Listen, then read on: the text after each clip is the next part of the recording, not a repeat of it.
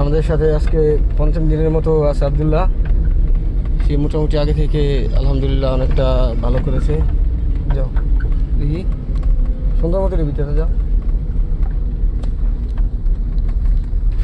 যাও খাড়া করে দেবো যাও। কালকার থেকে গেলে ভিতরে দিয়ে চালাইবা, খালি মাঠে চালাই কোনো লাভ নেই। কি কিছু বুঝো নাই? হ্যাঁ, খালি মাঠে চালাই এখনো লাভ নেই।